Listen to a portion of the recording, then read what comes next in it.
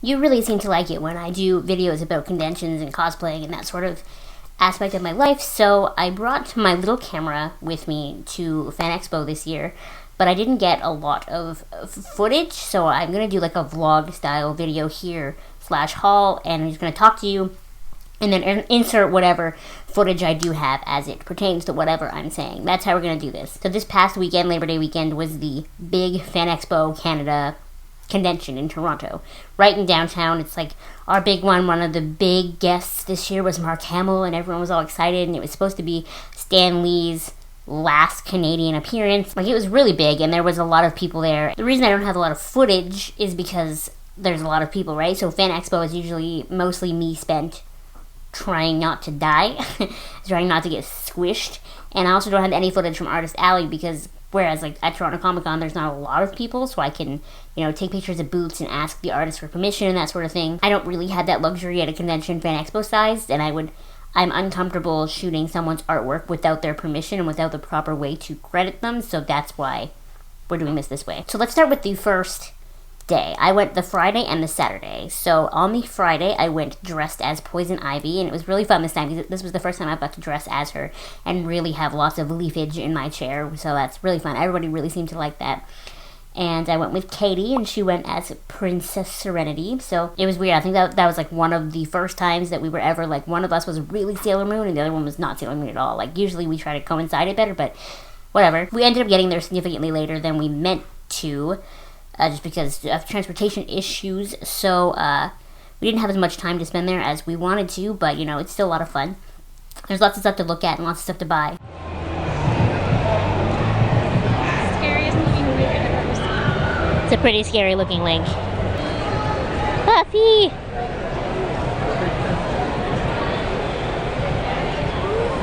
Five Nights at Freddy's mystery boxes.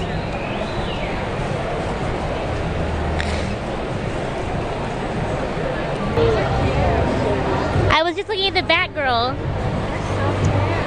I love her. One of the highlights of the Friday for me was I saw Gillian Anderson with my own eyes. I didn't get the opportunity to meet her or talk to her. I wanted to take a picture with her at her table. Like a lot of the stars will let you do that. You still have to pay for it. But I hate the really cheesy paid for lit with the cheesy background prom pictures. I hate those, but that was the only kind of picture Gillian Anderson was doing. She wouldn't, her people said that you weren't allowed to take them on the table, so that I was like, no, never mind then. I'm not going to pay the $70 to meet Gillian Anderson. But I saw her with my eyes, and she's beautiful. Gillian Anderson, is she there? Is she there? Is she there? Is she there? That's that guy where you were. I can't tell. This guy with a backpack has to move. This is what life is like when you're short. The girl with the purple hair is talking to someone. It's her. Is she there? Some of my favorite cosplayers that I saw on the Friday, there was a pair that were cosplaying the two main characters from Labyrinth. There was a guy dressed as the Joker, like the Heath Ledger Joker, and he looked really good. And then blew my mind. I freaked out. I actually have a fun story for you about this. So there was a group of 3 girls dressed as Xena, Gabrielle, and Callisto. So that is a trio that I've never seen before. I never see Xena cosplayers. So I, of course, as you can imagine, lost my mind, freaking out, fangirling. I looked at them and I was screaming. And then this girl who was dressed as Holtzman from the new Ghostbusters movie walks over, and she's just me freaking out about these girls, and these girls being really appreciative and telling me I'm cute and that sort of thing.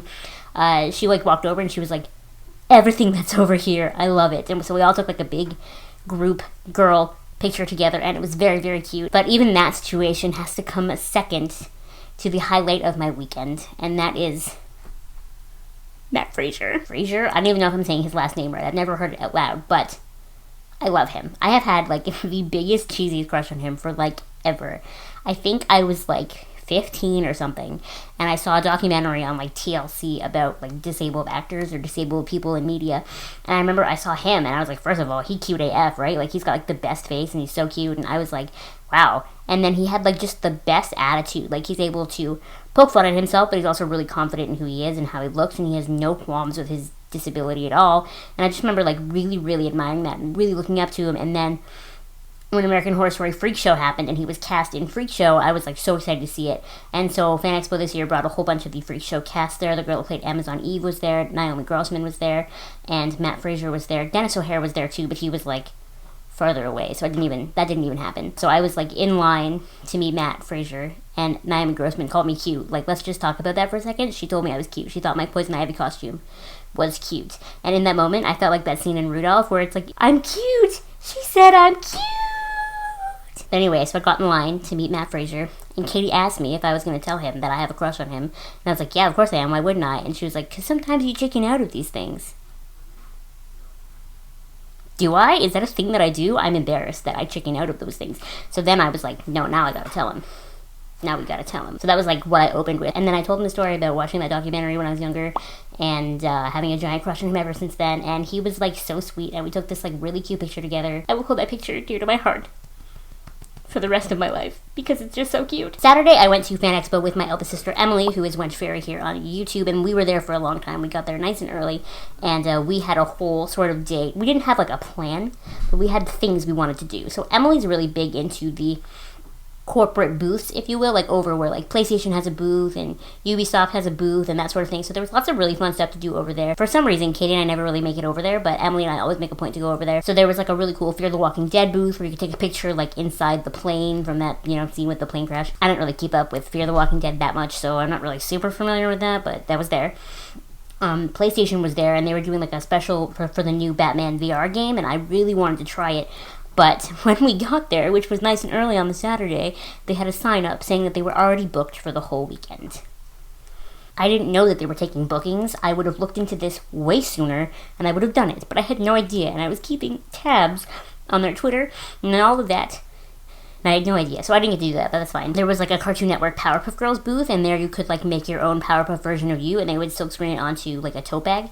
But the line for that was really long, so we didn't bother. There were lots and lots of booths over in the corporate area that were selling Funko Pops, like so many Funko Pops. Emily like loves Lego, so we made sure that we went over to the Lego booth and looked at all the fun stuff they had over there. Very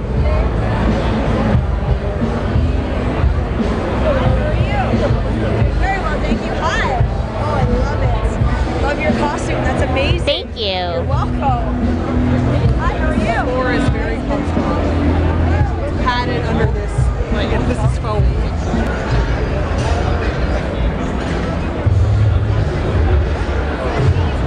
Then we got some pretty cool socks.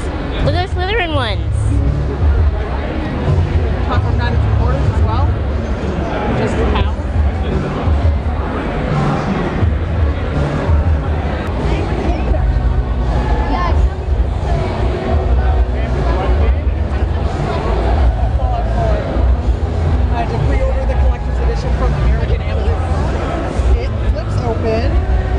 Look at them. I have Mars, and she's really all I wanted. Okay. Just because they're 2 for 20, right? So Yeah. you get like Moon and Luna and Tuxedo Mask for $20. Pearl and Amethyst are kind of tempting.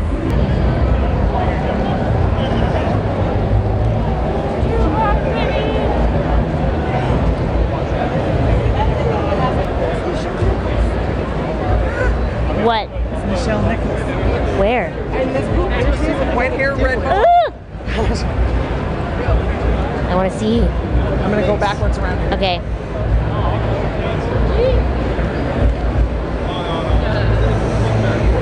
They were huge at San Diego. Like, when I feel like when I think of the word ethereal, it's Michelle Nichols.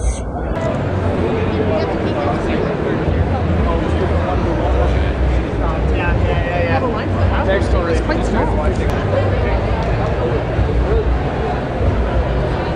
if we can gargle ourselves. I actually have the Powerpuff. I made it myself on my phone. I did that once too. It's the same thing, Okay. except you get it on the bag.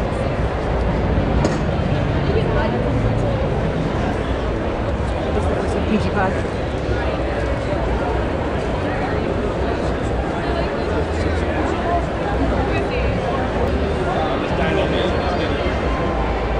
He looks so good.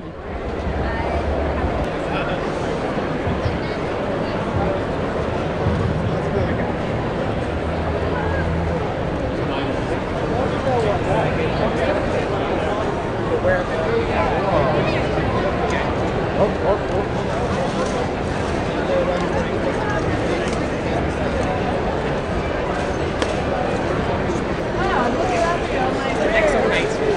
Aye. This is the bad guy from the next one. I couldn't tell you his name.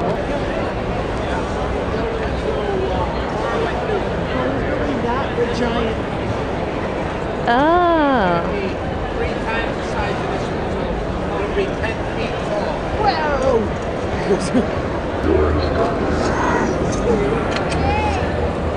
is where all the free stuff are, like people playing zombies, and you can sit in there and get your picture taken.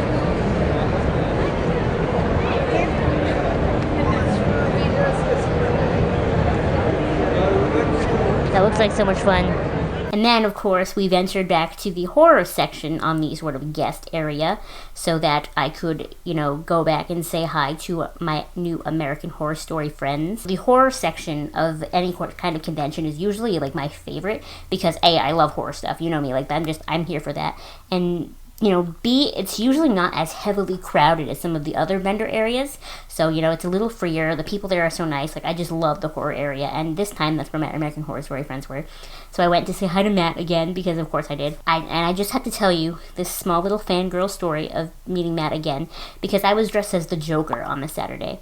And I really thought my Joker costume was going to be a hit, because it's really good. Like, it's really good. I wish I had practiced the mouth at least once before I had gone there, because it looked kind of not the way I wanted it to, but whatever, it's fine. I'll practice it again, and the next time I cosplay Joker, it'll be even better.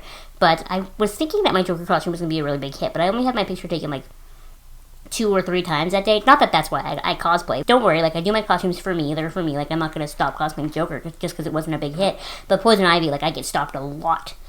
So I was kind of, like, toying with, like, that in my head, and then I mentioned it to Matt, actually. He was like, I love your Joker, and I was like, people don't seem to love it as much as they love Poison Ivy. And he was like, well, that's because yesterday you were a little bit sexy, weren't you? Let's just talk for a minute about how Matt Fraser used the phrase, little bit sexy, to refer to me.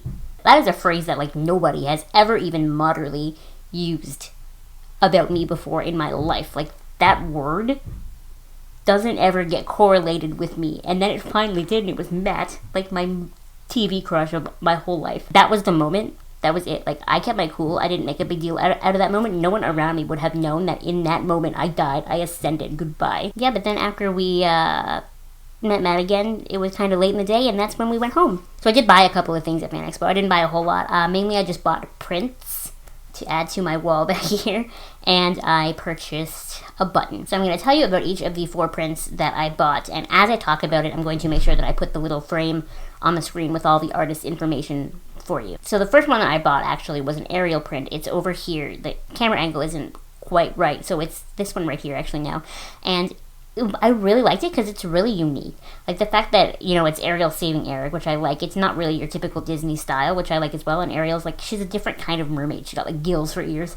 And I thought it was really pretty and really unique, so I really wanted to pick that one up. And then, for the first time ever, after seeing Xena cosplayers, I saw a Xena print. I've never seen a Xena print before in my life.